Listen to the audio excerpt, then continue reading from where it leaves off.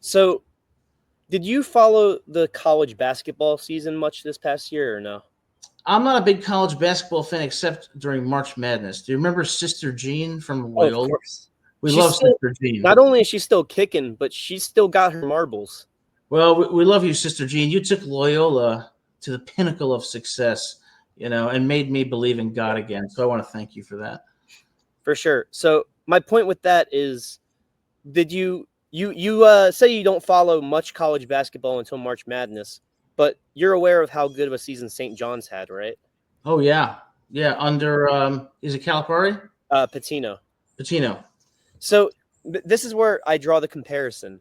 St. John's, and yes, Ignacio, Sister Jean deserves all the love. Um, St. John's, for many years, was a has-been school, and they invest in their coach, and their coach gets all these players that not many people had on their big boards, and all of a sudden they build a team that goes 35-4, something like that, 34-5. They get upset in March Madness, but March Madness is its own game.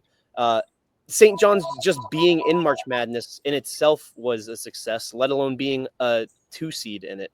Now, this where I draw the comparison is they are the only school that New York could rally on. I mean, there was UConn, but in its basis, it's literally a Connecticut school.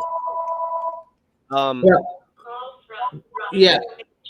So One thing I'll say about St. John's is, so the backstory on St. John's is that in the '80s, under Lou Carnesecca, they were actually quite good.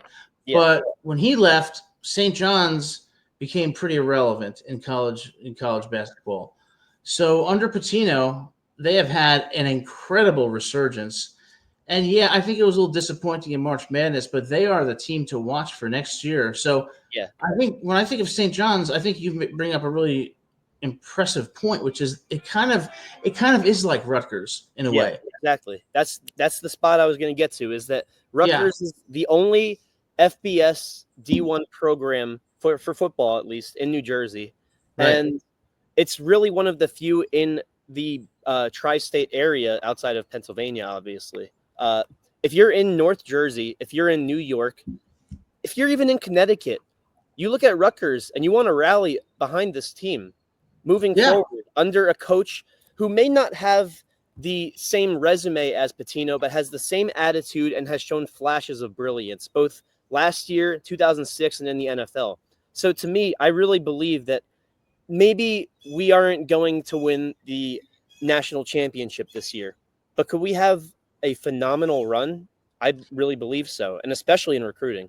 well, I think so too, and I think that one other thing about recruits is they look at the intangibles that lead to a personal connection with the schools, and one of the things that young people like to be a part of is building the foundation of something special. And they can be a part of that and of a culture that's developing them as individuals and creating teams that are going to be very competitive. Now, throughout history, you see, and I'm not saying Rutgers is equally analogous, but like, for example, Wichita State, Yeah, historically outstanding in baseball. You think, where are they getting these players? Dallas Baptist, outstanding. St. John's in basketball. So it's not just about the prowess and prestige of the school. It's something about what that school offers and what its brand provides. And I think Rutgers is providing that. yeah, and like we've had great. I won't want to say luck. We've had great recruits come in basketball. Like we had two of the top three recruits in last year's freshman class in basketball. In baseball, we're going on a hell of a run in recruiting these past few weeks. But when you look at Rutgers, you think of football. And that's strange, isn't it? Because Rutgers football isn't necessarily the most successful program, but it's a football school. Well, let's remember, okay, at the beginning of 2024, Rutgers beat Miami. Let's remember the 2006 season. Okay, there have been incredible victories, and although anomalous, some very good season, and it's been because of one person, Greg Schiano.